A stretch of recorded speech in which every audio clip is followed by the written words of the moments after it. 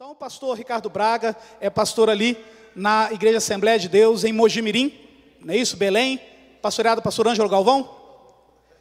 O senhor tem toda a liberdade de ministrar a palavra de Deus. Obrigado, querido. Salve, amada igreja, na paz do Senhor Jesus. Muito feliz de estar aqui de novo, agradeço aos anjos da igreja, pastor amado, querido. Muita alegria estar aqui. E hoje, realmente, foi um dia muito especial. Porque eu estava 2 horas da tarde indo para casa da minha sogra em Jundiaí, depois viria para cá, e o motoqueiro entrou com tudo no meu carro. Pau! Estourou a porta da caminhonete. Aí, para conseguir pregar hoje, eu tive que alugar um carro. E ganhei um motoqueiro para Jesus. então, uma alma por uma porta, acho que eu fiz um bom negócio. Então, meus amados, nós temos aí uma alma ganha e uma maroca amassada, e o inferno perdeu mais um. Amém? Eu estava aqui, cheguei mais cedo, 1 hora antes do culto começar, porque eu sempre gosto de chegar antes, fiquei orando ali, depois orei com o pastor aqui, e antes de começar o testemunho, Deus me incomodou para falar alguma coisa para a igreja, talvez 1 ou mais pessoas precisam ouvir o que eu vou dizer agora, não sei porquê, só obedeço ao Espírito, e Deus mandou falar 2 coisas para os irmãos antes da pregação. Nesse tempo de pandemia, muita dificuldade, muita doença, muitos jovens me fazem 2 perguntas. A primeira é: pastor, Deus existe? E a segunda pergunta que jovens me fazem é: se Deus é bom, por que Ele criou o mal? A resposta da primeira pergunta é que Deus não existe. Vou repetir: Deus não existe. Porque tudo que existe nasceu ou foi criado. Deus não nasceu, Deus não foi criado. Tudo que existe passou a existir a partir de um momento. A partir daquele momento que ele foi criado ou nasceu, ele existe. Deus não foi criado, Deus não nasceu. Ao contrário, tudo que existe só existe a partir dele. Ele vem antes da existência. Tudo que existe tem princípio, meio e fim. Deus não tem princípio, Deus não tem fim. Deus é. Deus não existe, Ele é. Por isso que o nome do Deus Pai na Bíblia é o Eu Sou. Em hebraico, Ud-Re, Vav-Re. Então, se alguém um dia perguntar para você: Deus existe? Você diga: não, Ele é. Ele vem antes do tempo, Ele vem antes da existência, e tudo que existe só existe a partir dele. Por isso ele é chamado de Deus Criador. Deus criou o mal? Não. Eu sou biólogo, pedagogo, filósofo, 22 anos na universidade, mestrado em bioquímica. Aprendi na universidade alguns conceitos de física. Para a física não existe o frio. O frio para a física é a ausência de calor. Na física não existe o escuro. O escuro na física é a ausência de luz. O mal não existe em si mesmo. O mal é a ausência de Deus. O afastamento da luz, que é Deus, o afastamento do amor, que é Deus, é o mal. Tanto que, aonde surgiu o mal? Na decisão de Satanás, enquanto era querubim, anjo, a decisão dele se afastar de Deus. Quando você se afasta na luz, você está nas trevas.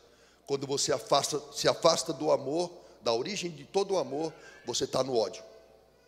Deus não criou o mal. O mal surgiu no coração do anjo, quando ele decidiu se afastar de Deus, decidiu promover uma rebelião no céu, decidiu assumir o trono no lugar de Deus.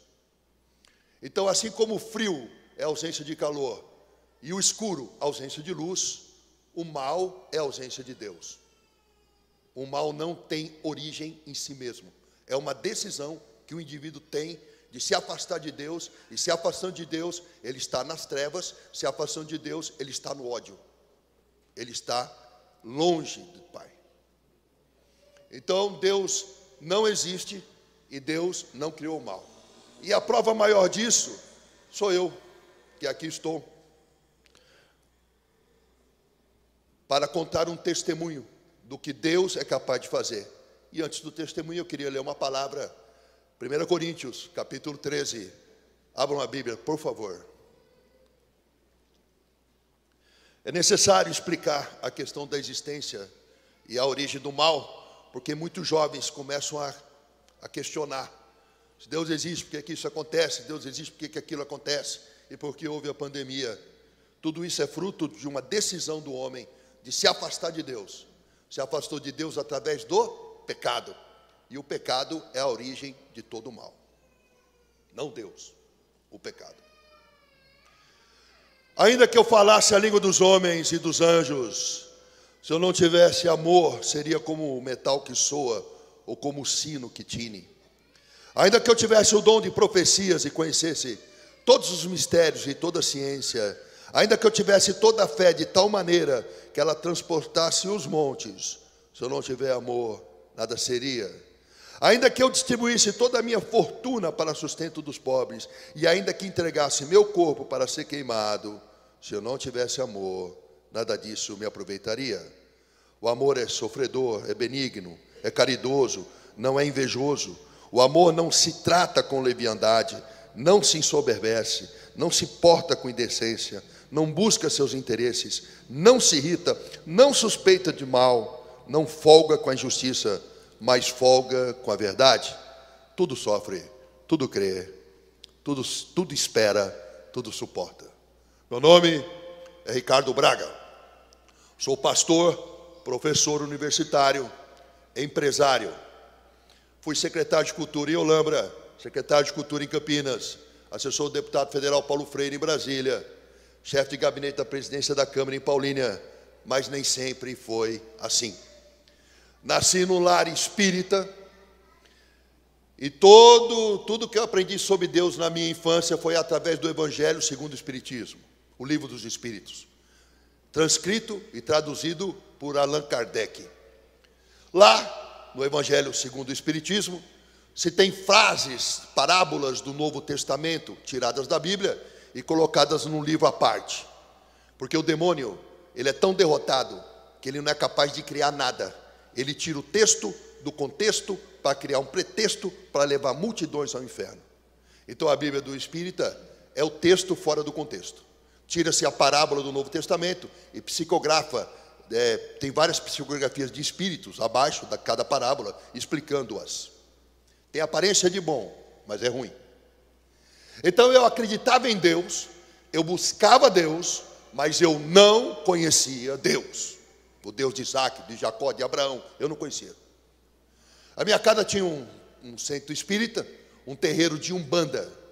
E a minha mãe incorporava vários espíritos, e eu na pré-adolescência incorporava também. Ainda tem alguns cortes no meu pulso dessa época, quando eu incorporava Exu. Ele queimava a faca na vela, a faca ficava cheia de fuligem. Eu cortava meu pulso, e eu tenho várias marcas de corte com cera de vela no meu corpo, e uma tatuagem de um orixá nas minhas costas.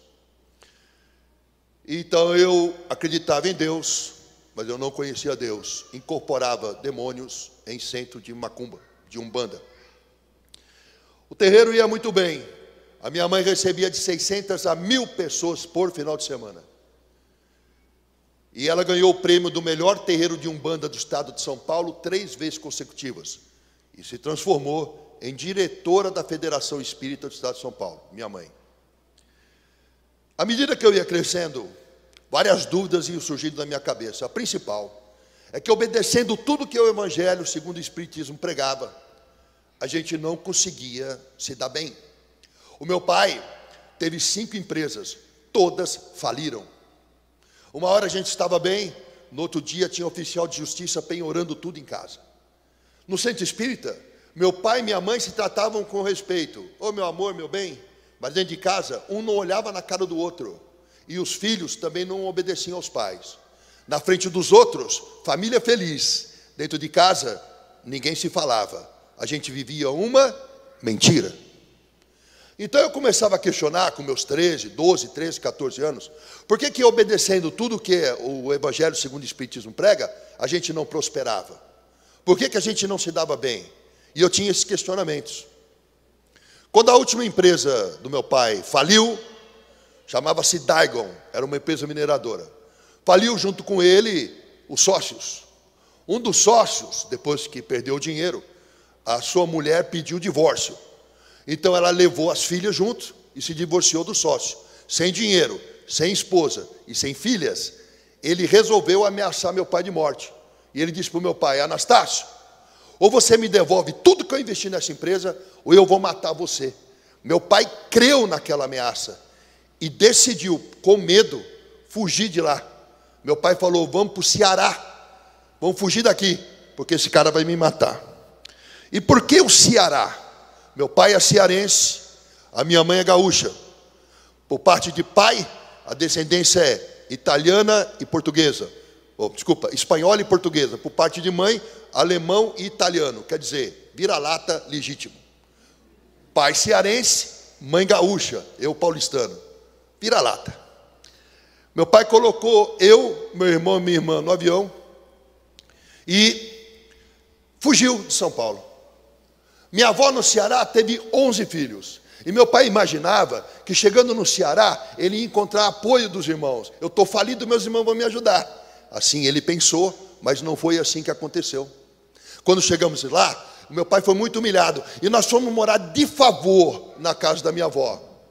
3 meses morando lá, a minha avó, morando com a minha mãe decidiu se separar do meu pai. Porque meu pai era um homem muito difícil e morando de favor, ele ficou insuportável. Aí a minha mãe tomou a decisão de se separar do meu pai e pegou agora eu com 14 anos, meu irmão com 13 e minha irmã com 11 anos, colocou a gente na cama e deu a notícia: eu vou me separar do seu pai, eu vou embora para São Paulo, eu vou arrumar um emprego, dinheiro, e aí eu trago vocês para morar comigo. Assim ela disse, assim ela o fez. No dia seguinte, a minha mãe saiu de casa, deixando eu, meu irmão e minha irmã com meu pai. Naqueles dias foram muito difíceis, porque depois que a minha mãe foi embora, todo dia eu acordava com meu pai me amaldiçoando. Ele dizia: você não vale nada, você tem o sangue da tua mãe, aquela desgraçada. Quando eu tinha dinheiro, eu tinha esposa, agora que eu não tenho dinheiro, eu não tenho ninguém.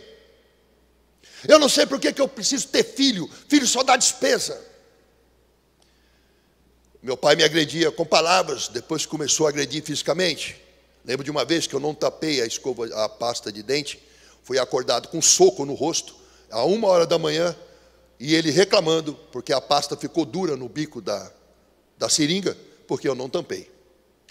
Com 14 anos, abandonado de mãe, e sendo agredido pelo pai, nasceu no meu coração uma mágoa. A mágoa cresceu, se transformou em ressentimento. O ressentimento cresceu, se transformou em raiva. A raiva cresceu, se transformou em ódio. Em pouco tempo, eu odiava meu pai de todo o meu coração. Naquele tempo não havia internet, não havia telefone celular. Nós correspondíamos por carta. Semanalmente eu escrevia cartas para minha mãe, narrando as dificuldades. Semanalmente ela respondia. Porém, foi passando o tempo. 14 anos, 15 anos, 16 anos, 17 anos... 4 anos se passaram e minha mãe não cumpriu a promessa de voltar para pregar a gente. Sentindo ódio pelo meu pai e sentindo-me abandonado pela minha mãe, eu tomei uma decisão aos 17 anos. Eu vou me matar, eu vou cometer suicídio. Viver não vale a pena. A minha avó tinha no jardim da casa dela plantas que ela vendia. E naquelas plantas tinha veneno que ela colocava. Então eu fui até o jardim, peguei veneno de matar lagarta e tentei beber. Só que o veneno continha amoníaco. E na hora que caiu na minha boca, queimou as mucosas. Eu não consegui engolir. Eu cuspi, lavei a boca e fui para o quarto para imaginar uma forma de me matar. Eu tinha certeza, eu tinha que morrer. A decisão estava tomada. Eu só precisava encontrar um meio. Porque eu não tinha medo de morrer, mas eu tinha medo de sentir dor. Lá no quarto, eu sentei na cama, fechei a janela, fechei a porta, e vinham pensamentos na minha mente muito tumultuados. Eu ouvia vozes dentro da minha cabeça. Algumas vozes diziam assim: se mata, vai passar. A hora que você morrer, esse sofrimento acaba. Se mata, você vai ter paz. Só que eu ouvia essas vozes e sentia uma angústia. Meio que para distrair o pensamento, eu olhei para a parede do quarto e estava pregado na parede do quarto o mapa rodoviário do Brasil, da revista Quatro Rodas, que meu tio Jorge tinha pregado lá. Saltou-me aos olhos uma linha vermelha no mapa. Eu fui até aquela linha vermelha, meio que para distrair o pensamento, e estava escrito lá, BR-116. Sai do Ceará, atravessa o país inteiro, São Paulo, Rio Grande do Sul. E aí uma voz falou na minha cabeça, talvez a tua mãe não tenha te abandonado. Talvez ela esteja passando por dificuldades e parou de te escrever para não te perturbar. Eu acreditei nisso. Eu falei, como assim? A minha mãe está passando por dificuldades e eu aqui pensando em tirar a minha vida? Aí eu mudei a decisão. Ao invés de me matar, eu tomei outra decisão. Eu vou fugir de casa, eu vou para São Paulo, eu vou ajudar minha mãe a arrumar dinheiro e vou juntar a família de novo. E aos 17 anos, depois do Fantástico, num domingo, com uma mochila de roupa nas costas e sem nenhum real no bolso, apenas com passe de ônibus, eu fugi de casa. E eu vim do Ceará para São Paulo a pé, em busca de amor de mãe. Eu sou empresário, sou pastor, sou professor, mas um dia na vida eu fui morador de rua. No domingo, depois do Fantástico, peguei um ônibus que me deixou na Avenida 13 de Maio. E debaixo de uma placa verde, com letras brancas, que anunciava São Paulo, 3.500 quilômetros, eu dei o primeiro passo. Caminhei a noite toda até 3h30 da manhã. Às 3h30 da manhã eu tive sono e cansaço. Coloquei a mochila como travesseiro, deitei no acostamento da estrada, e era a primeira vez que um menino de classe média alta ia dormir nas ruas. Às 5 horas da manhã o dia amanheceu, calor e sol. Acordei, dormi 2 horas apenas. Iniciei a marcha novamente pela BR-116. Durante todo o caminho do primeiro dia, eu pedia carona, ficava com o dedo em riste, mas ninguém parava para dar carona.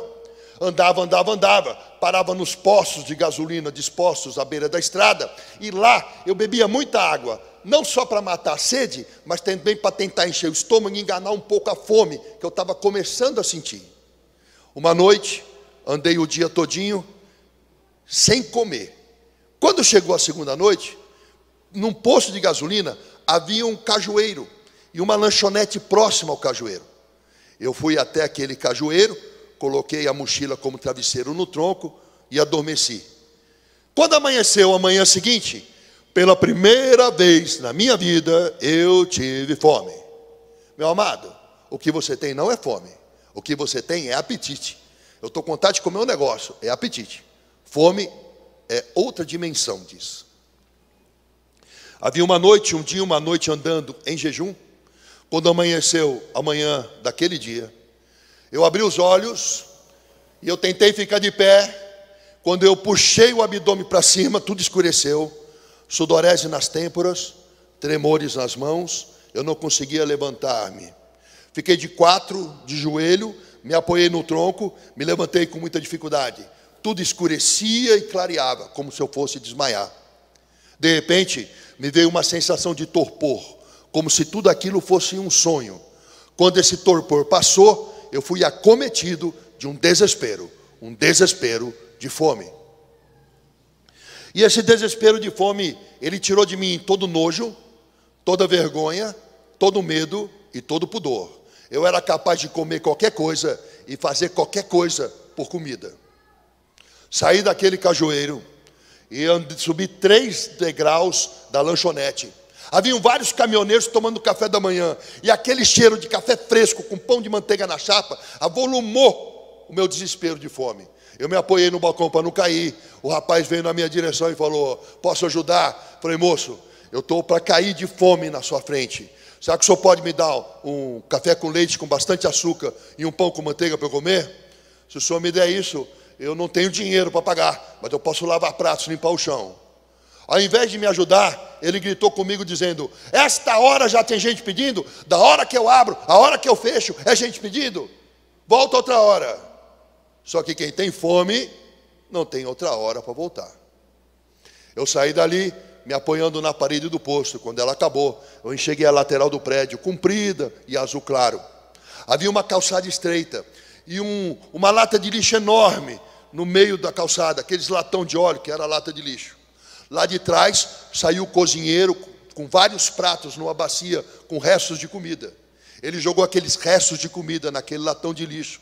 provavelmente restos da janta da noite anterior.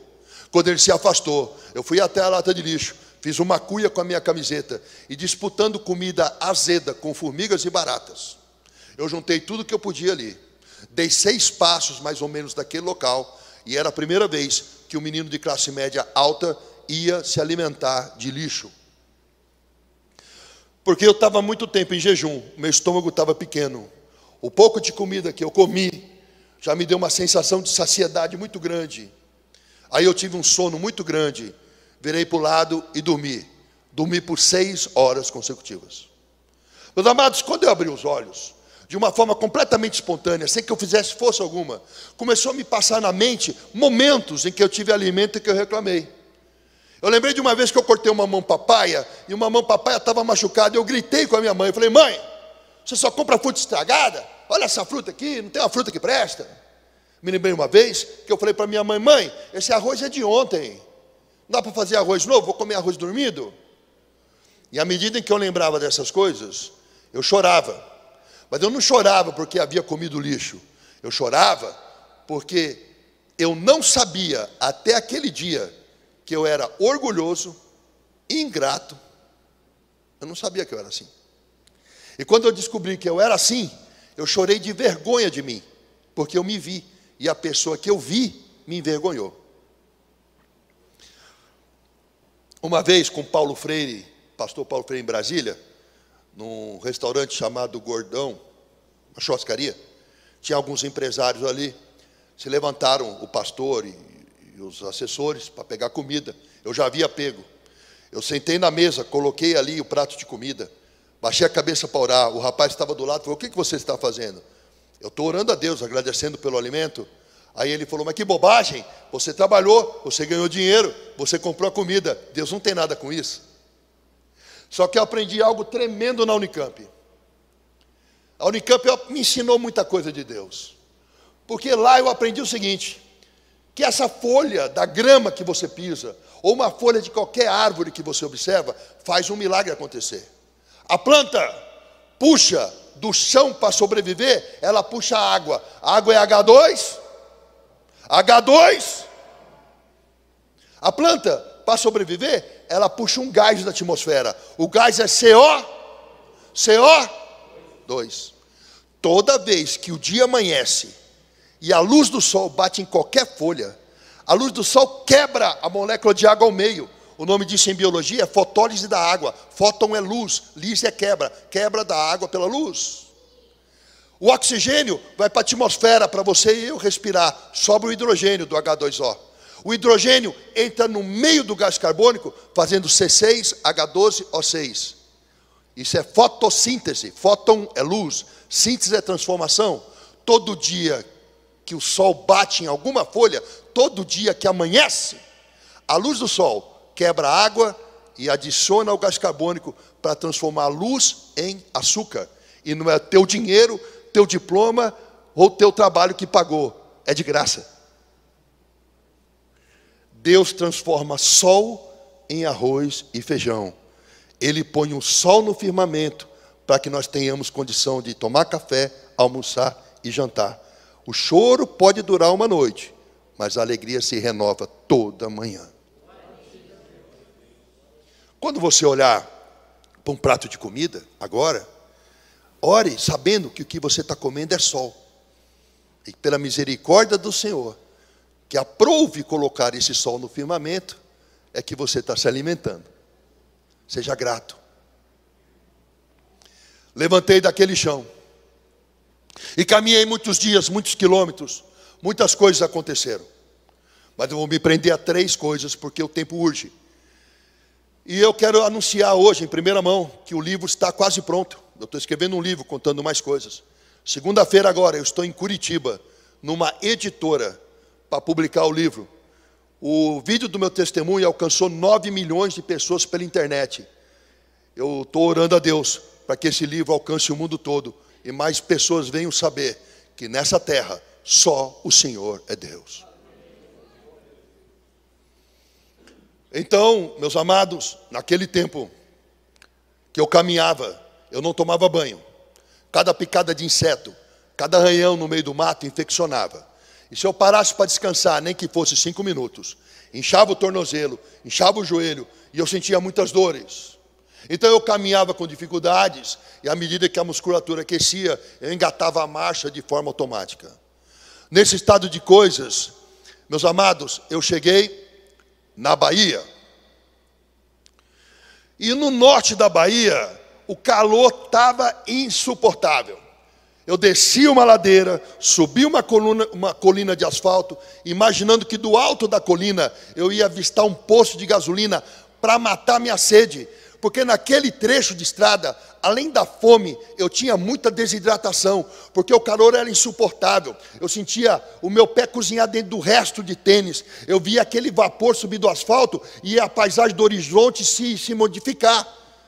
A minha boca deixou de ter saliva, a língua grudava no céu da boca e toda a minha boca rachou.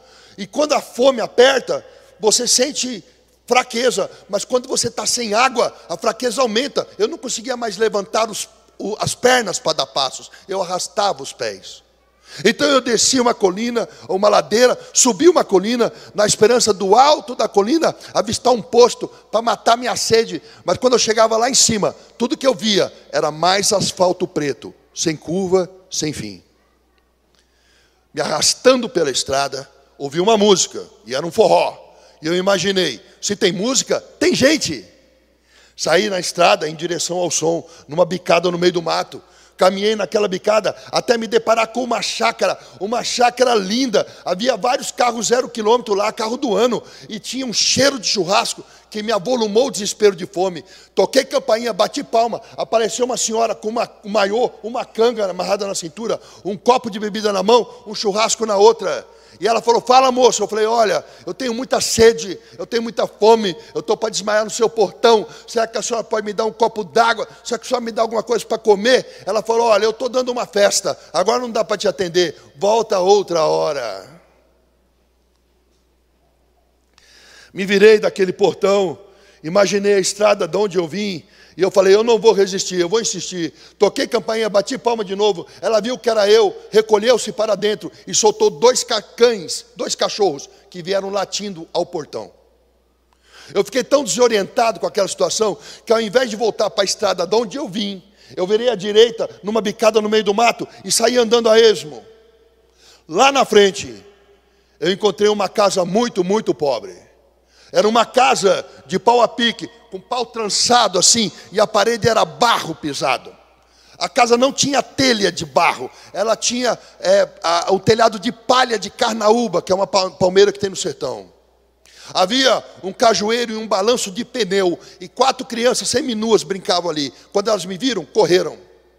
Eu parei de frente daquela porta daquela casa. A porta era menor que eu, e ela abria em 2 pedaços. A parte de cima aberta, a parte de baixo fechada, e a maçaneta da porta era um pedaço de madeira que girava sobre um prego. Eu bati palma lá. Lá de dentro saiu uma senhorinha, bem pequena, abaixo de 1,5 m. Ela não tinha calçado nos pés. Ela tinha a mão bem pequenininha. Ela tinha um vestido tão velho que eu mal enxergava estampas florais nele. Ela tinha uma alça do vestido amarrada com um nó. E ela tinha um pano no cabelo, puído, velho. Ela assustada, bem pequenininha, um homem na porta dela, grande. Aí ela falou, fala moço. Eu falei, olha, eu venho de muito longe. Eu tenho muita sede. Eu estou para cair na sua porta. Será que a senhora tem alguma coisa para eu comer? Alguma coisa para beber? Ela sorriu. Eu reparei o sorriso dela. Ela tinha pouquíssimos dentes na boca. E até hoje, mesmo o sorriso da minha esposa não é tão bonito quanto o sorriso daquela mulher. Ela tinha o rosto enrugado, não rugas como as minhas, mas rugas profundas, como se fora um papel amassado. E ela sorriu e me olhou. E se eu tiver que dar um nome para aquele olhar, se eu tiver que batizar aquele olhar com nome, eu diria ternura. Ela estendeu uma mãozinha bem pequena naquela casa pobre. E sorrindo para mim ela disse, entra meu filho. Parece bobagem falar agora para você. Mas para quem está naquela situação que eu estava, ser chamado de filho, fez diferença. Eu me senti acolhido. Quando você está na miséria, quando você revira a lata de lixo para almoçar e para jantar, as pessoas não te enxergam. Quando alguém te chama de filho, numa situação de extrema dificuldade, seu coração parece que pega fogo. E ela falou: entra, meu filho. Eu entrei numa sala que não tinha piso, era só terra batida, não tinha uma cadeira para sentar, só redes penduradas na parede. Eu passei por um quarto cuja porta era um pano que corria num barbante. E fui até a cozinha, que tinha o único móvel da casa, uma mesa de madeira, 2 bancos de igreja assim, sem encosto. Ela me deu um prato, mandou sentar. Ela botou um prato de aço esmaltado fundo na minha frente. Ela tirou um paninho de um potão de barro com uma caneca de alumínio amassada mais limpa. Ela fez um tibum e tirou lá de dentro uma água barrenta e salobra.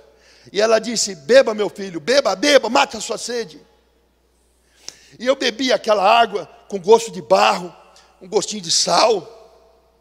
Enquanto eu bebia a água para matar minha sede, com alegria, ela ia na única prateleira que tinha lá e começou a sacudir umas cabaças. Nenhuma fazia som. A última fez tch, tch, tch, com alegria. Ela levantou a cabaça para o céu e disse: graças a Deus, ainda tem farinha. Tirou lá de dentro uma farinha crua de mandioca, que no Ceará é chamada de farinha d'água. Colocou no prato, colocou água na farinha, a farinha amoleceu. Sentou do meu lado. Eu enchi a colher de sopa com farinha e água. E na hora que eu fui comer, olhei na janela, 4 crianças que estavam brincando fora, olhando para mim. Aí eu comecei a tremer e chorar. Ela falou: por que você não come? Você não tem fome? Eu disse: como é que eu vou comer? A única coisa que a senhora tem para dar para esses meninos. Ela sorriu para mim e disse: pode comer, meu filho. Na minha casa, filho de Deus não vai passar fome, porque amanhã Jesus dá mais. Até aquele dia eu tinha ouvido falar de fé, eu nunca tinha visto fé. Existe uma diferença enorme entre você acreditar em Deus e você crer em Deus. Quando eu era espírita, eu acreditava em Deus. Hoje, cristão, eu creio em Deus. E qual é a diferença, pastor? Quem acredita diz assim: tem um Deus no céu, mas eu tenho certeza que Deus está lá, mas eu não conheço a sua voz, eu não ouço a sua voz, eu não sei seus pensamentos. Quem acredita diz assim: tem um Deus no céu, mas eu não tenho vontade de ler a sua palavra, eu não tenho fome pelas escrituras. Quem acredita diz assim: tem um Deus no céu, mas convém que eu tome as minhas decisões e ele tome as dele, eu caminho sozinho. Quem crê diz assim: tem um Deus no céu, eu conheço a sua voz, eu ouço seus passos. Quem crê diz assim: tem um Deus no céu, eu tenho fome e sede das escrituras, eu medito nela de dia e de noite. Quem crê diz assim: tem um Deus no céu e eu sinto a sua presença, eu percebo ele do meu lado. Quem crê diz assim: tem um Deus no céu, convém que a vontade dele prevaleça sobre a minha, porque ele deu seu Filho unigênito para que todo aquele que nele crê não pereça, mas tenha vida e vida eterna. E o Espírito me trouxe aqui essa noite para perguntar a você, jovem: você acredita ou você crê? Quem acredita vive uma religião e não há mudança de vida.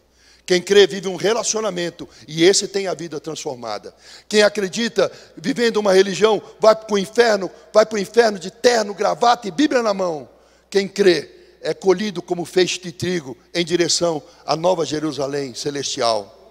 Porque aquele que acredita não tem relacionamento com Deus. E naquele dia dirá: mas em teu nome eu curei doentes, em teu nome eu expulsei demônios. E Jesus falará: te aparta de mim, porque eu não te conheço, você nunca teve parte comigo. Jesus está voltando, os tempos são findados. Nós não estamos podendo mais gastar tempo brincando de crente, porque eis que estou à porta e bato, diz o Senhor. Nós somos a noiva do Cordeiro. Temos que estar cheio de azeite na lâmpada, preparado para as bodas, porque aquele que há de vir virá. Eu não sei se essa geração, incluindo a minha, verá a morte. Jesus está às portas do arrebatamento. Nós não podemos mais brincar de ser crente e vir para a igreja todo culto, acreditando em Deus, sem crer em Deus, sem ter com Deus um relacionamento, porque a placa da igreja não salva, o terno não salva, o coque não salva, a Bíblia não salva, na mão não salva, o cargo na igreja não salva. Quem salva é Jesus.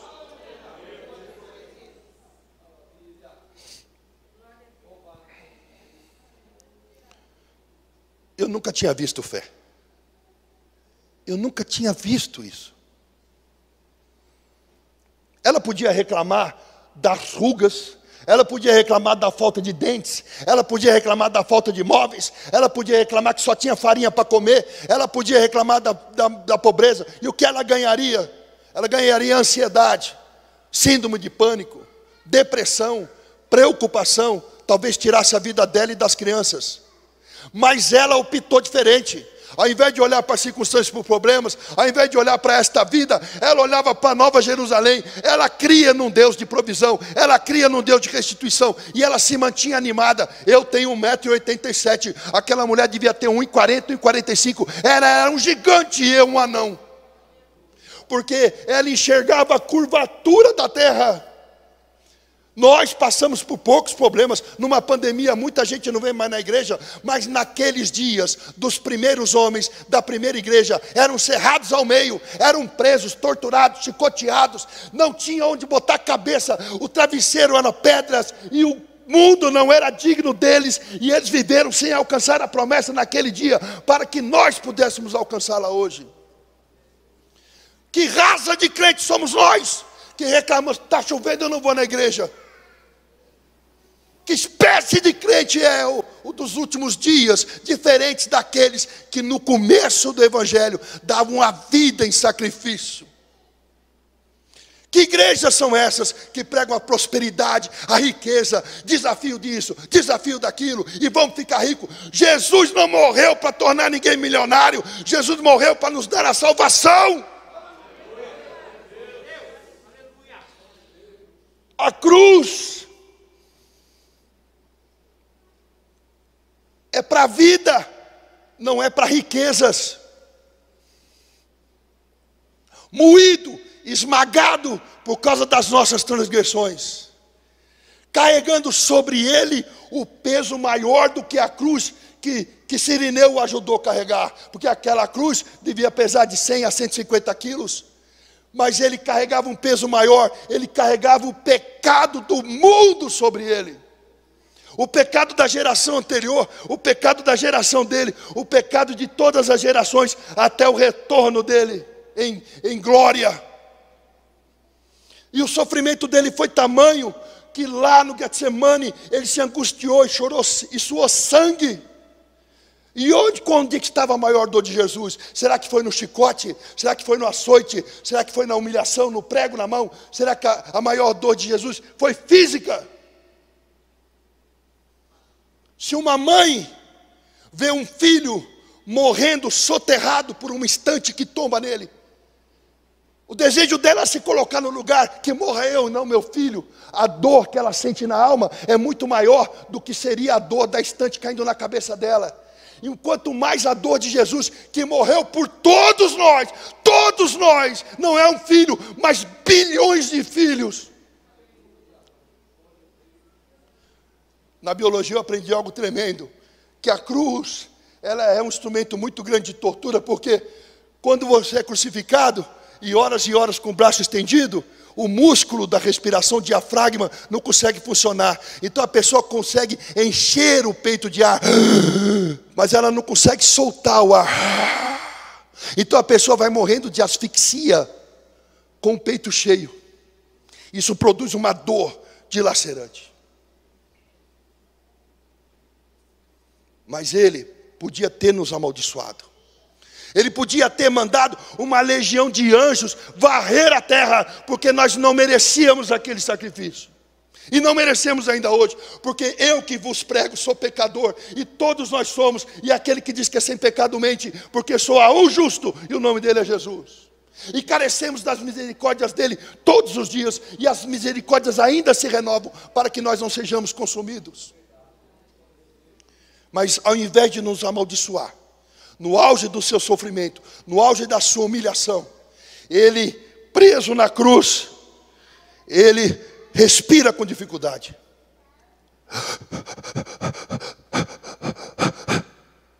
Ele pisa no pé, estica o corpo para soltar o ar, puxa o ar, olha para Deus e fala: Pai, perdoa, porque eles não sabem o que fazem. Solta o corpo.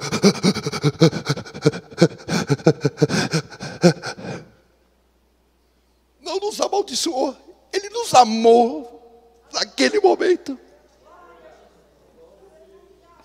Todo o pecado do mundo estava sobre Ele. E ali Jesus sentiu a sua maior dor, porque até aquele momento Ele e o Pai eram um. Mas quando o pecado do mundo foi posto naquele cruzeiro, o Deus Pai abandona Jesus. Ele vira o rosto, porque Ele não suporta tanta imundícia. E Deus Pai e Jesus eram um. Naquele momento Jesus estava sozinho. No alto do sofrimento, o próprio Deus Pai não estava com Ele. Então Ele pisa no prego, estica o corpo, solta o ar, puxa o ar.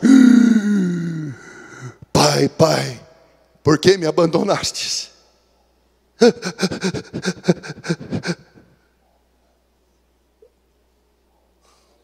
Fixa o peso no pé, levanta o corpo. A ti entrego o meu espírito. Está consumado. Se pela desobediência de um homem, Adão, toda a humanidade se perdeu, pela obediência de outro homem, Jesus, toda a humanidade seria resgatada. Não dá tempo de brincar de crente. Há um sacrifício de um cordeiro imolado na cruz por nós. Ele está aqui, batendo na porta. E se alguém abrir a porta de sua casa e convidar ele para entrar, ele entrará em tua casa e ceará contigo.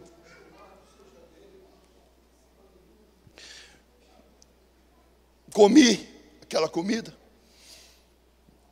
Peguei minha mochila, dei para ela e falei: não serve na senhora, não serve nos seus filhos, mas a senhora pode vender, trocar por alimento. Ela levou. Andei muitos quilômetros, muitos dias se passaram, sem banho, sem escovar os dentes. E eu não tinha mais roupas para usar, só uma camiseta, uns shorts e um resto de tênis no pé. Desse jeito, eu cheguei em Minas Gerais. Em Minas Gerais, muitas montanhas, fez muito frio. Numa madrugada muito fria, havia chuva, garoa fina e uma neblina muito grande. Meu corpo inteiro tremia, meu lábio azul, meus dedos das mãos azuis. Eu sabia que eu ia morrer de frio aquela noite se eu não me abrigasse. Olhei na neblina, tinha um posto de gasolina, Esso, é um posto da época. Caminhei em direção ao posto. Numa alta madrugada, eu sentei do lado da bomba de combustível e comecei a botar meu braço para dentro da camiseta para tentar me aquecer. O vigia do posto veio atrás de mim sem que eu percebesse. Me deu um chute nas minhas costas. Pá! Eu caí com o rosto no chão. Eu não conseguia ficar de pé imediatamente, tinha um ritual. Ele falou: tá vendo? Pingaiada! Isso é hora de dormir no posto. Tá tão bêbado, não consegue nem levantar. Chutou meu rosto, pisou nas minhas costas. Enquanto eu apanhava, eu rastejava para fora daquela marquise. Quando a chuva engrossou, para não se molhar, ele parou de me bater. Surrado, com frio, eu me rastejei num chão cheio de óleo e areia. Me apoiei num pneu de caminhão. Fiquei de pé com muita dificuldade. Dei a volta pelo mato e entrei no banheiro do posto por trás. Peguei papel de enxugar a mão, coloquei dentro da camiseta. Olhei a privada, toda suja de fezes, sem tampa, sem descarga. Sentei num chão gelado, um ombro na louça da privada suja, o outro ombro numa parede de pedra. Fechei a porta de madeira com o trinco. Olhei para aquele teto daquele banheiro gelado e me lembrei que todos os dias da minha vida eu tive uma cama, um lençol, um cobertor. Eu nunca disse obrigado, Senhor. Nada contra você querer ter o melhor carro, a melhor cama, a melhor casa, mas tudo contra você não agradecer o que Deus já tem te dado. Nós somos ingratos, nós somos uma geração ingrata. Porque ainda que Deus me negasse tudo de novo, tendo a consciência do que Ele fez na cruz, eu já me sentiria satisfeito. Porque o meu Deus não está condicionado ao que eu tenho ou deixo de ter. Porque o maior prêmio que Ele deu foi a sua própria vida, para que eu pudesse viver. Nós somos uma geração ingrata, uma geração que não sabe, a gente só sabe se queixar. Mas havia um povo que era preso, chicoteado, eles não reclamavam. Paulo falava: as pequenas coisas que eu passo não são nada diante da glória vindoura. Que geração é essa, Senhor?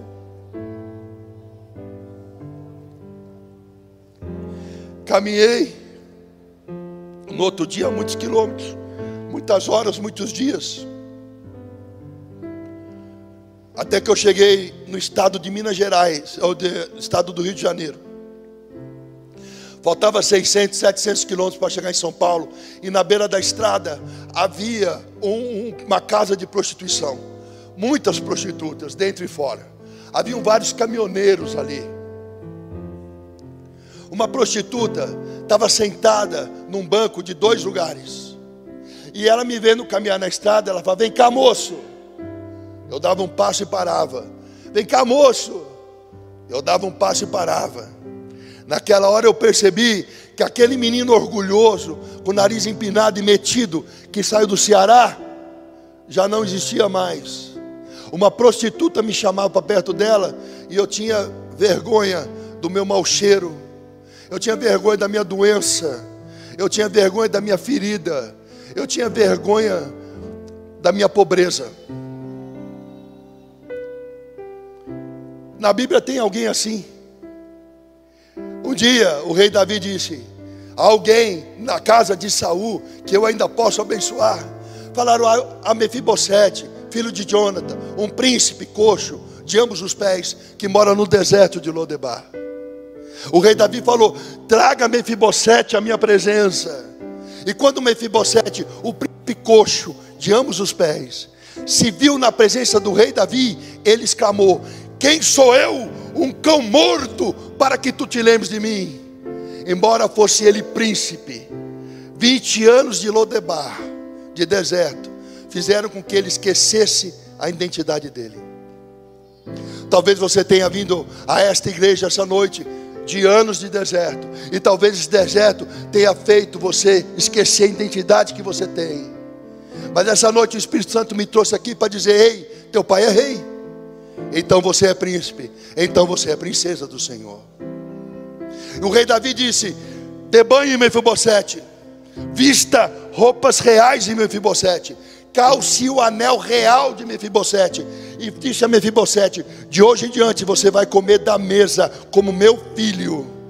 Se um homem de carne e osso fez justiça a um príncipe, quanto mais teu pai, que é Deus, fará com você.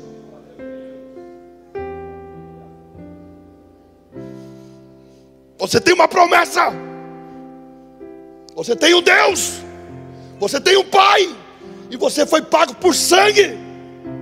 Então quando Satanás investir contra você, você vai dizer com a autoridade do Espírito Santo que habita em ti: eu não sei por que ralo você entrou na minha casa, mas você vai sair pela janela que é maior. Sai em nome de Jesus.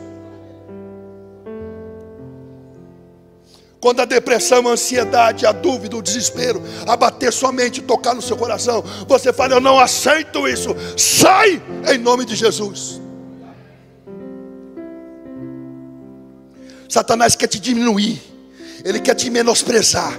Ele veio para matar, roubar e destruir.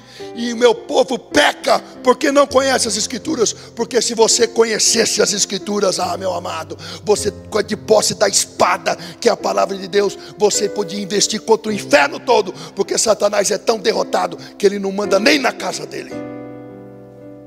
Quem tem a chave do Hades é Jesus. Por isso que quando Jesus foi batizado, aconteceu algo tremendo. Porque quando João Batista baixou Jesus nas águas, o Espírito Santo, na forma de pomba, desceu sobre Jesus. E o Pai exclamou do céu: eis aí o meu filho amado, em que eu muito me alegro. Vai para o deserto. Como assim? Pai, Filho e Espírito Santo se encontraram. Júbilo e alegria. Vai para o deserto.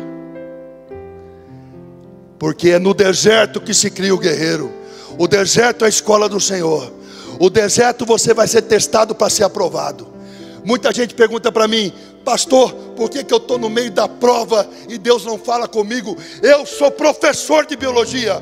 Quando eu dou aula de biologia. Todo dia eu dou aula de biologia. O aluno está lá aprendendo biologia. Na hora que eu estou dando aula, eu estou falando. A hora da aula é a hora de Deus falar. É a hora do professor falar. O professor está falando. Mas quando o aluno vai fazer prova, eu que falava na aula, eu me calo. Porque na hora da prova, o professor se cala. É naquela hora que o aluno vai ser testado se ele aprendeu alguma coisa no curso. Eu não posso falar. Se no momento da tua prova Deus está em silêncio, eu te pergunto: o que você estava fazendo quando o culto estava acontecendo e você não estava em casa? O que você estava fazendo quando você devia ouvir pregações e meditar na palavra de dia e de noite e se distraía com TikTok? Na hora da prova, lhe será cobrado algo que você deveria ter aprendido, e por escolha própria, você não aprendeu. Então se você vai passar na prova ou não, depende se você assistiu às aulas.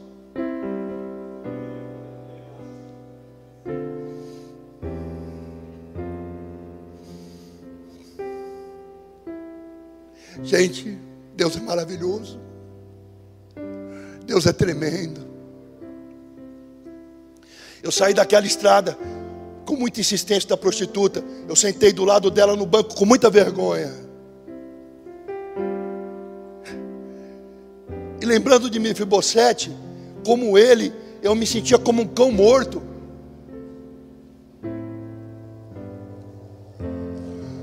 Mas quanto vale essa nota? Quanto vale isso? R$200. Aqui tem R$200, sim ou não? Se eu amassar, quanto que ela vale amassada? R$200. Se eu jogar no chão, quanto que vale jogada no chão? R$200. E se eu pisar e sujar, quanto que vale essa nota agora, pisada e suja? R$200. O deserto e o inferno pode te pisar, te amassar, te jogar no chão, jogar para baixo. Mas assim como essa nota, para Deus, você também não perde valor.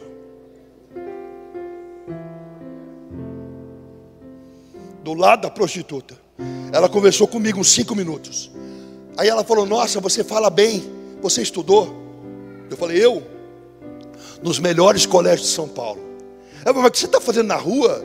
Aí eu contei a história que eu estava indo em busca de amor de mãe. Ela chorou, me deu um copo de café e falou: não sai daqui, você promete que você fica aqui? Eu falei: eu prometo. Ela entrou dentro da casa de prostituição com um caminhoneiro. Eu fiquei tomando aquele café quentinho, delicioso. Primeira coisa limpa que eu punha na boca. De repente, meia hora depois, saiu de lá o caminhoneiro, abotoando o cinto. E ele falou: quem é o menino? Ela falou: aquele menino ali. Ele falou: bora comigo para São Paulo. Eu falei: eu não tenho dinheiro para pagar o senhor. Ele falou: ela pagou para você. Uma prostituta deu a única coisa que ela tinha, o próprio corpo, para que eu, um desconhecido, tivesse a chance de encontrar minha mãe. O nome disso é amor. A igreja religiosa, ela julga demais uns aos outros. Está vendo aquele irmão? Estava lá na igreja, agora está lá no bar bebendo. Enganou o pastor. Eu nunca enganou. Está vendo aquela irmã? Estava lá no louvor, agora foi para o mundo.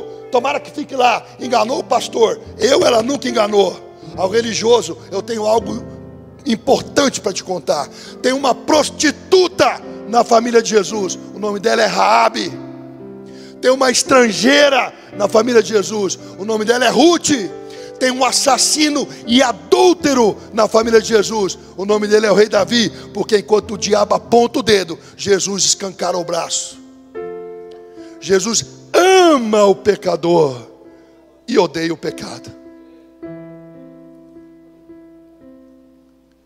Duas pessoas traíram Jesus. Uma foi Pedro, a outra foi Judas. Pedro e Judas andavam com Jesus. Pedro era amigo de Jesus, próximo a Jesus.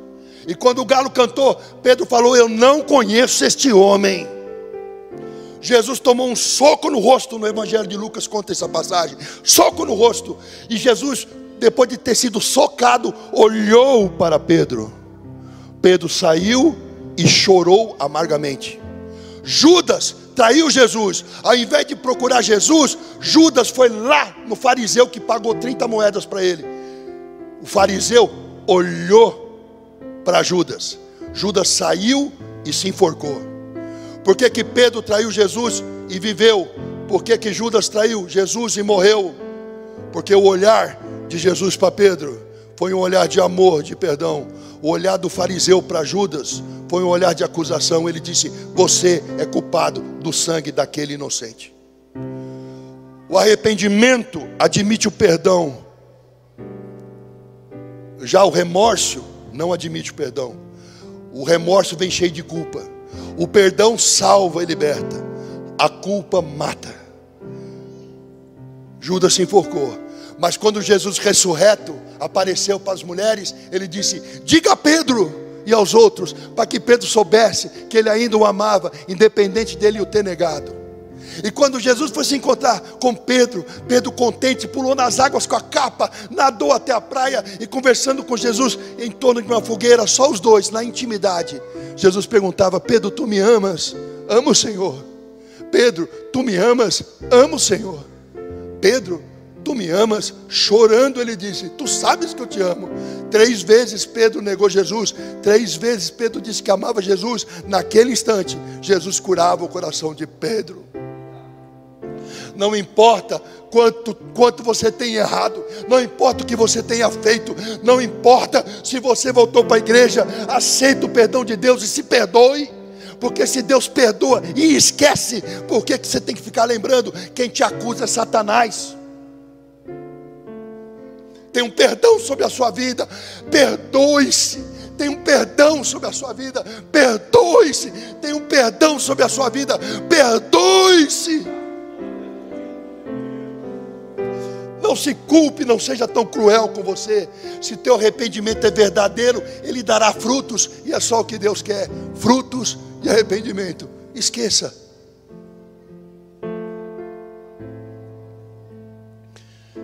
Subi naquele caminhão.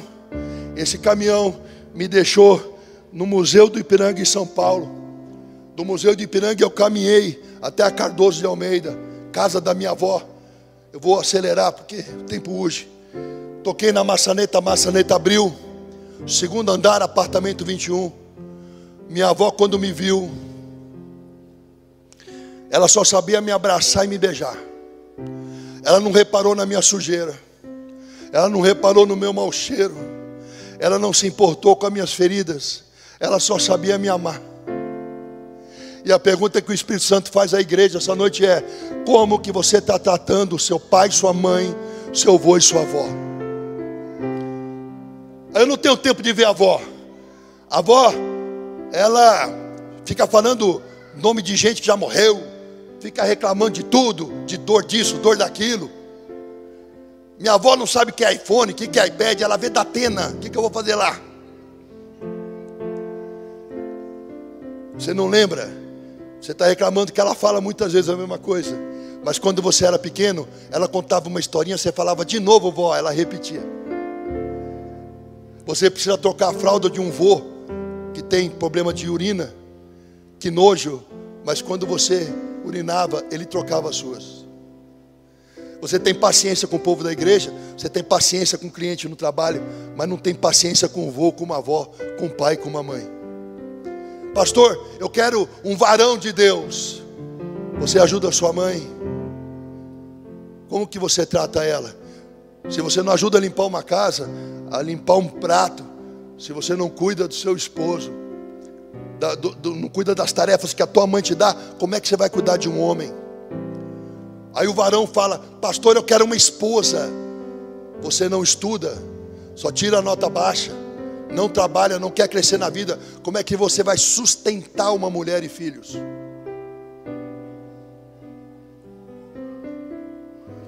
Paixão acaba. Paixão é loucura. Amor é verbo, amor é decisão. A paixão inunda o coração enganoso. O amor desperta a razão. Porque eu amo, tu amas, ele ama. Nós amamos, vós amais, eles amam. É verbo. Verbo pressupõe ação. Ação é decisão mental, não é sentimento. Eu sempre falo para os jovens: nunca case antes de 2 anos e meio. Porque 2 anos e meio é o máximo que um cérebro humano consegue estar apaixonado. A paixão é loucura. Sobe um nível de serotonina, sobe um nível de dopamina muito acima da média. E a pessoa fica naquela euforia, esperando o telefone tocar. Ela não vê defeito. O sujeito tem uma verruga com 3 pelos pretos na ponta do nariz. Todo mundo fala: isso é feio. Você fala: feio não, ele é exótico. Se falarem muito mal dele, você vai lá, beija a verruga e ainda chupa o espelhinho. De repente, passa 2 anos e meio, a pessoa telefona, você fala assim: está me ligando de novo? Você olha para a foto dele: o que é essa verruga aqui? Cadê todo aquele amor? Não era amor, era paixão. E a paixão passa. Amor é quando você olha para ela ou para ele, enxerga defeitos e qualidades, e você toma a decisão de encarar o desafio. Eu sou casado. Eu me casei há pouco tempo, eu tenho 56 anos. Eu me casei com 50 anos. Todo dia eu acordo e falo: hoje eu vou amar a minha mulher. Todo dia. É uma decisão. Antes eu vivi com mulheres no passado, mas nunca casei, porque eu achava que não precisava casar. Eu casei agora. Tem gente falando: eu tenho 40 anos, ainda não casei. Casei com 50. Deus é bom. Com uma ex-aluna minha, Selene. Na época que eu a conheci, ela tinha 19 anos e eu 44. Agora ela tem 29, vai fazer 30 e eu 56. Aí o pessoal fala: você não fica preocupado que ela é tão mais jovem? Eu falei: eu não, quem tem que estar preocupado é ela, né? Mas Deus sabe todas as coisas. E cheguei em São Paulo. Minha avó mandou tomar banho, eu fui. Meus amados, quando eu tirei a roupa, pela primeira vez eu me vi nu diante do espelho. Não me reconheci. Eu não enxergava a minha pele, era só uma mancha amarela, muita gordura sem banho. A pele da gente fica amarela e ficam umas manchas pretas grudadas na gordura.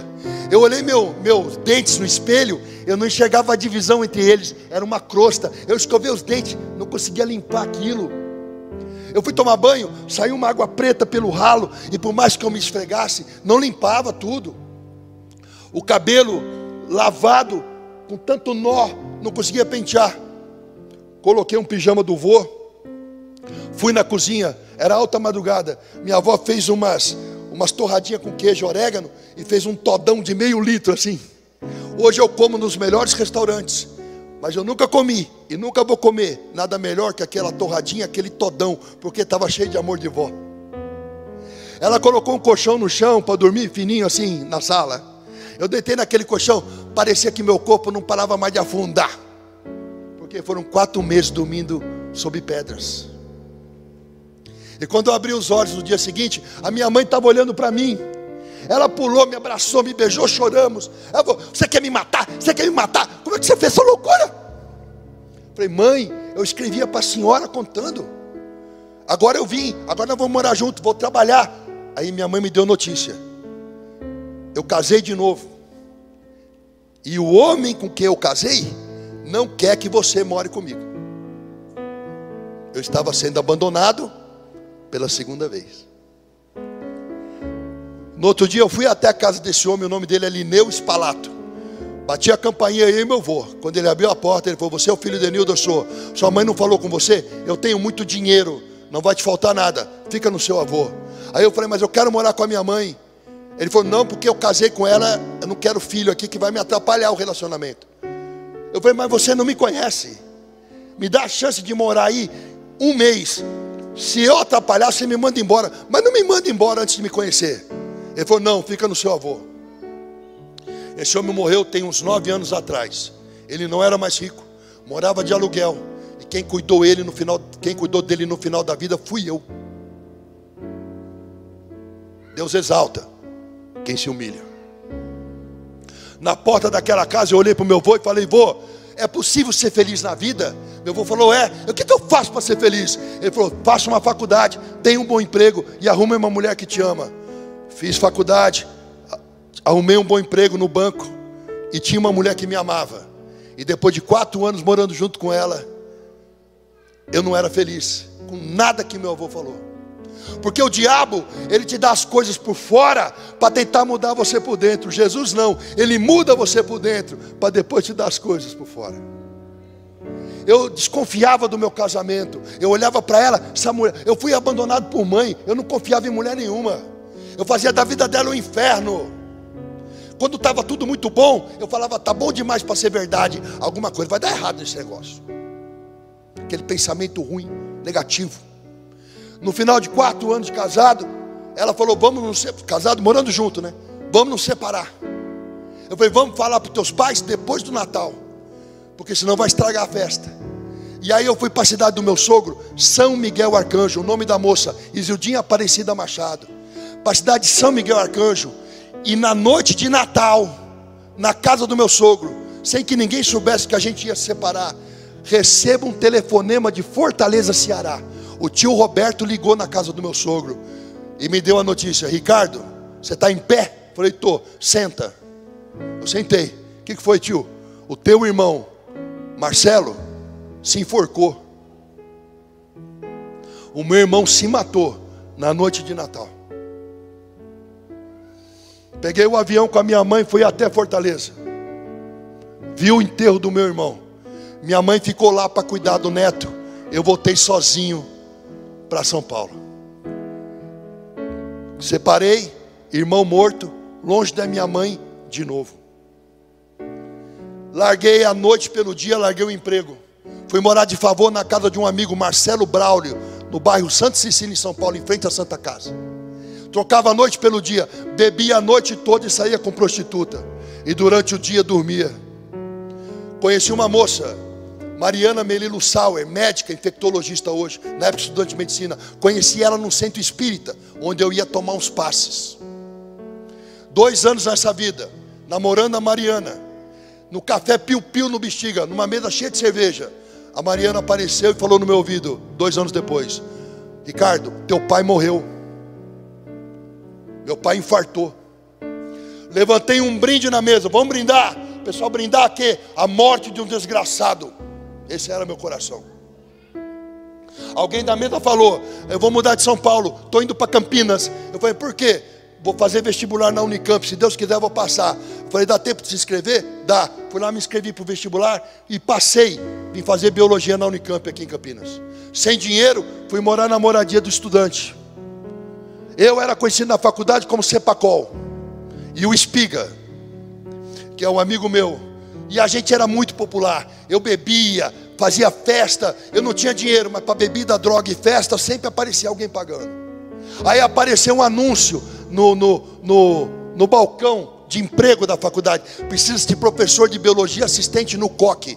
Aí eu fui, consegui um emprego. Em 6 meses os alunos fizeram abaixo-assinado para que eu fosse eleito professor efetivo. E eu virei o professor Cepacol famoso na região. Eu dava 70 aulas por semana em Vinhedo, Valinhos, Campinas, Franca e Ribeirão Preto. Comprei carro, meu salário no total era 20, 25 mil reais por mês no salário de hoje. Comprei carro, aluguei casa com piscina e saía com um monte de mulher. E quem olhava para mim falava: esse é o cara, alegre, feliz, cheio de mulher, carrão, salarião, professor famoso. Mas ninguém sabia que eu acordava com o rosto atolado no próprio vômito quase toda manhã. E para levantar da cama e trabalhar, e para parar de tremer a mão, eu tinha que beber 2 latinhas de cerveja às 6 horas da manhã. Ninguém sabia que aquele sorriso era falso, ilusório, porque dentro de mim eu estava destruído, bêbado, drogado. Sexo não me dava alegria, as festas não me davam alegria, era tudo superficial, um vício. Até que a minha vida mudou, porque bêbado na mesa da cantina do Belo, com médicos e biólogos, bêbado, com o pé em cima de uma caixa de cerveja vazia, bêbado, só de calção sem camisa, passa uma crente, Helene Peters, filha do pastor e físico da Universidade Federal do Paraná, Hans Peters, e da sua esposa Miriam Peters. Essa moça estava cheia do Espírito Santo.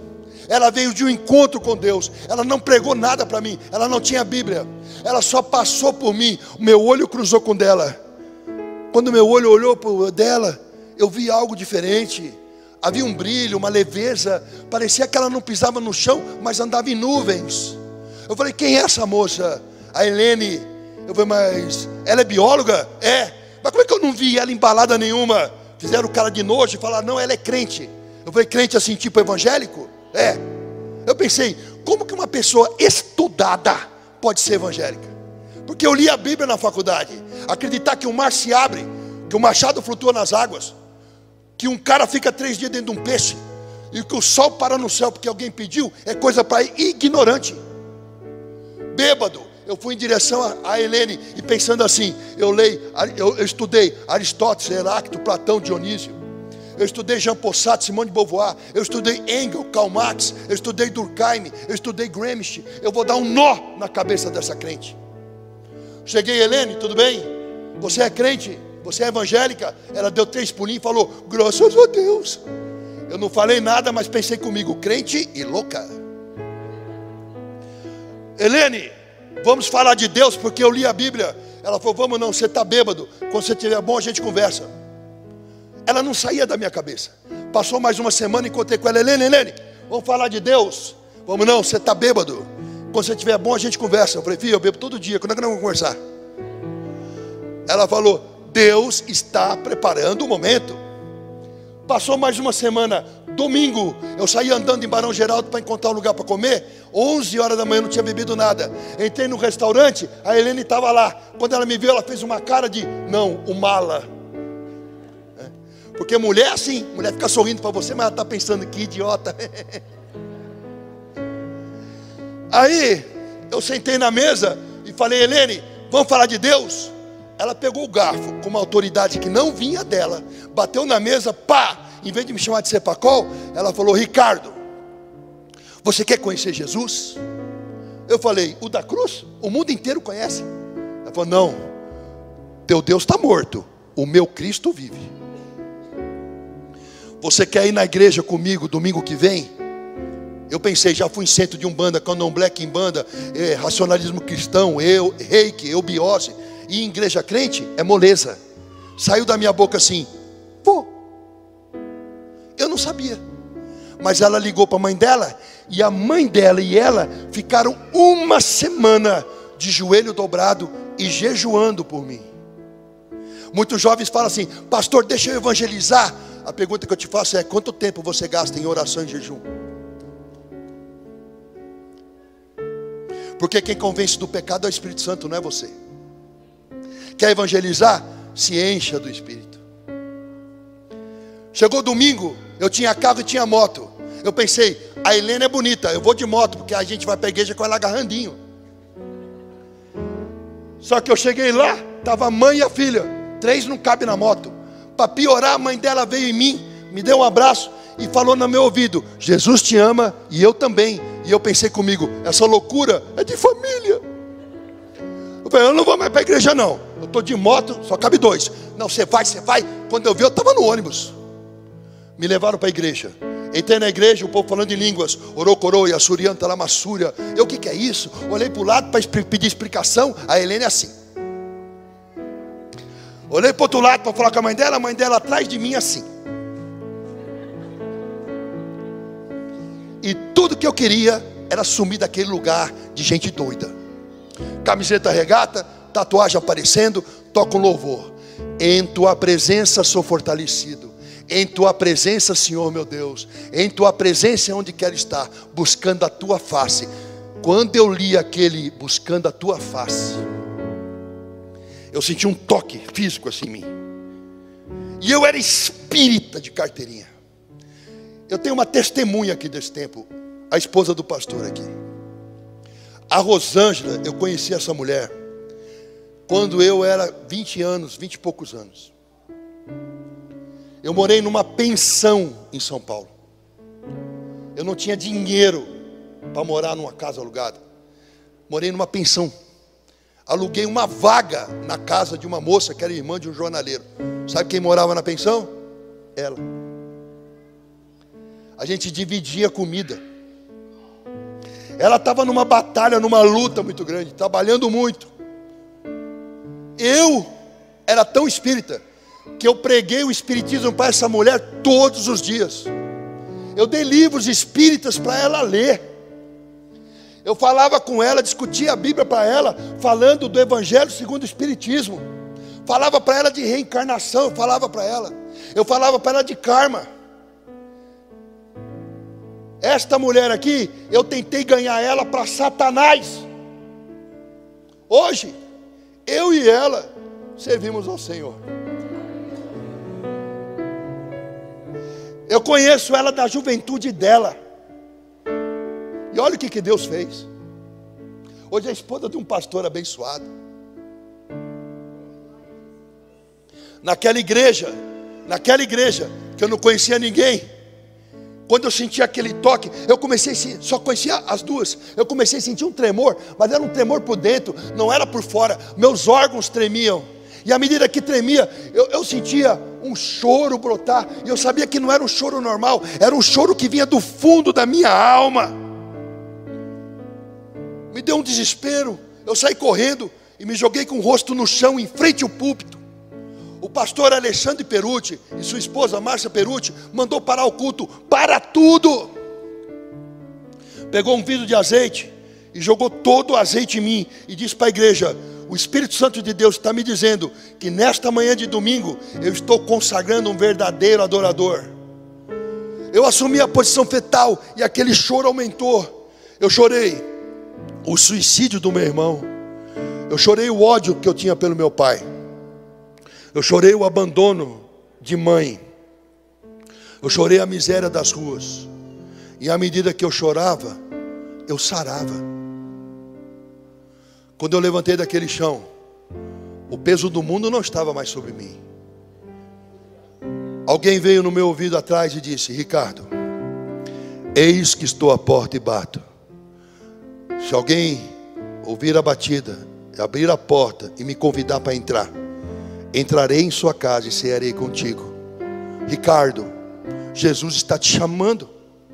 Você aceita Jesus na sua vida como Senhor e Salvador? Eu falei: aceito.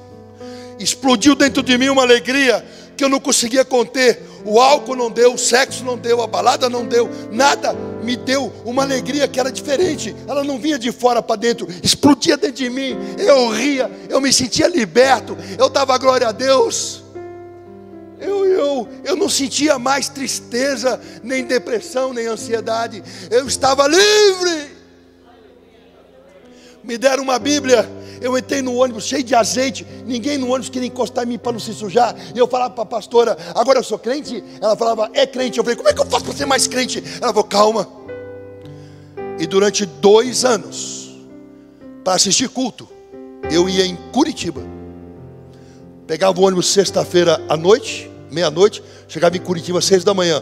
Pastor Hans me pegava lá, sábado, domingo com eles. Acabava o culto domingo, ele me botava no ônibus meia-noite, chegava em Campinas 6. E tem gente que não vem no culto porque hoje está cansado.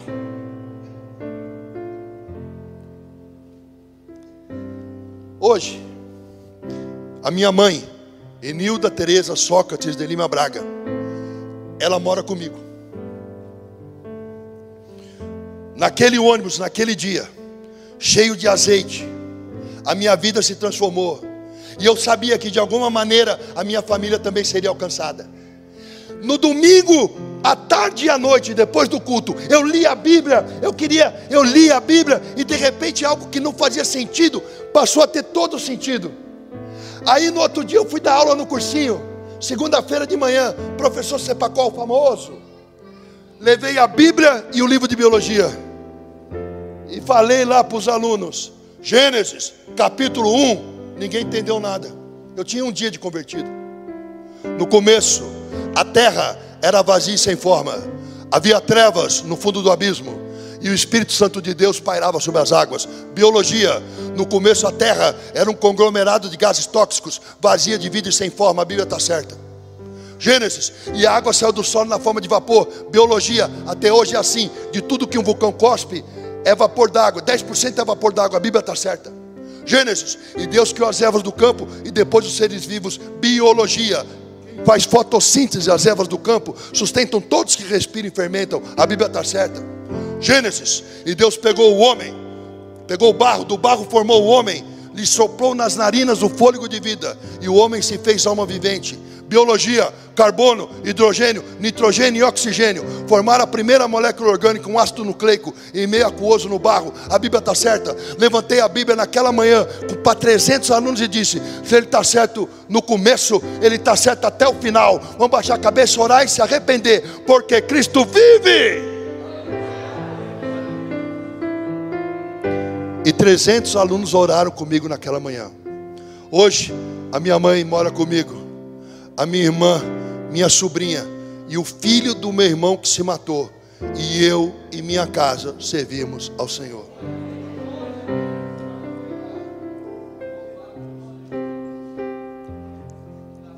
Todos nós somos um milagre. E talvez você tenha vindo essa noite aqui descrente. Então eu quero que você feche os teus olhos, baixa a tua cabeça, que nós vamos orar antes de eu passar o microfone para o pastor. Fecha seus olhos, baixa a tua cabeça. Esquece quem está do teu lado. Agora é você e Deus. Pense em Jesus. Você pode pensar em Jesus andando pelo mar da Galileia, ou você pode pensar em Jesus falando do barco de Pedro. Pense em Jesus. Você pode pensar em Jesus curando o leproso, ou no alto da cruz. Pensa em Jesus. Senhor, meu Deus e meu Pai, Mestre Jesus, o Senhor é o alfa e o ômega, o princípio e o fim de todas as coisas. O Senhor vem antes do tempo, vem antes da existência, e nos conhece porque nos teceu no ventre de nossa mãe. Eu quero te apresentar teu filho diante de ti agora, Senhor. A tua filha diante de ti, Senhor. Tu sabes as necessidades dela, tu sabes as necessidades dele, Senhor. Muitos vieram aqui fracos na fé, com dúvidas. Muitos vieram, Senhor, buscando a última chance de ter uma palavra para que voltassem a avivamento.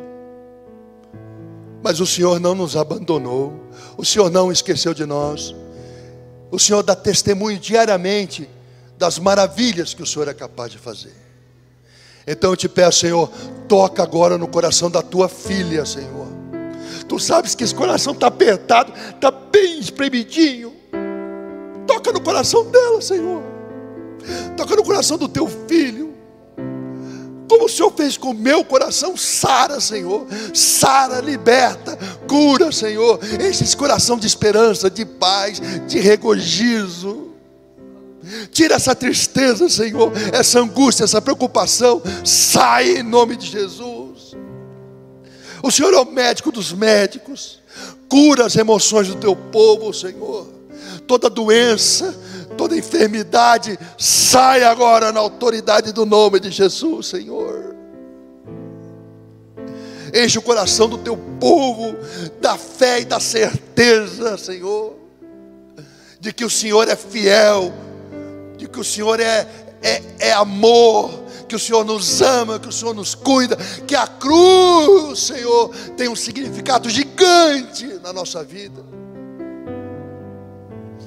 Ainda de cabeça baixa e olhos fechados, há alguém nessa igreja que entrou aqui hoje e gostaria de entregar a vida a Jesus, como eu fiz aquele dia? Levanta a mão no seu lugar que eu quero orar por você. Alguém entrou nessa igreja aqui hoje e ainda não é cristão, ainda não entregou a vida a Jesus? Levanta a mão no seu lugar que eu quero orar por você. Há alguém aqui assim?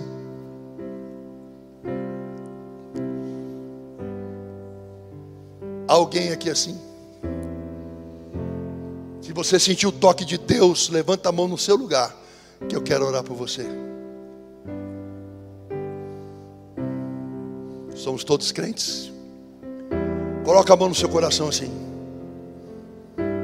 Agora canta assim comigo, para encerrar o culto. Tocou-me,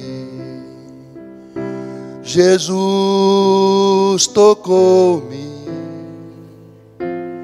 de paz Ele encheu meu coração.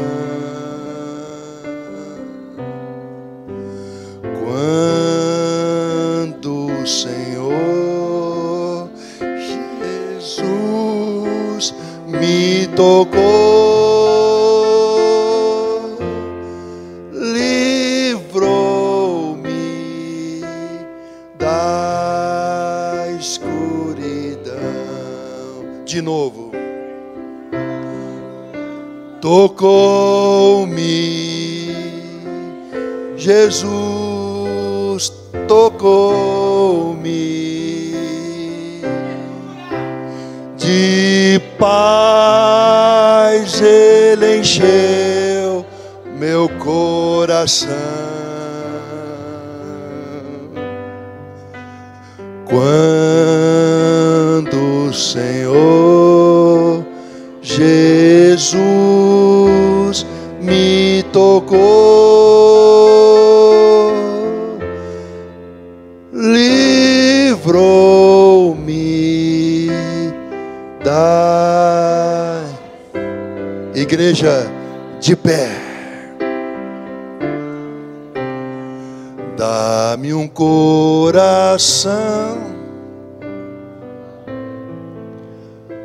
meu mestre, dá-me um coração igual ao teu, coração disposto a obedecer,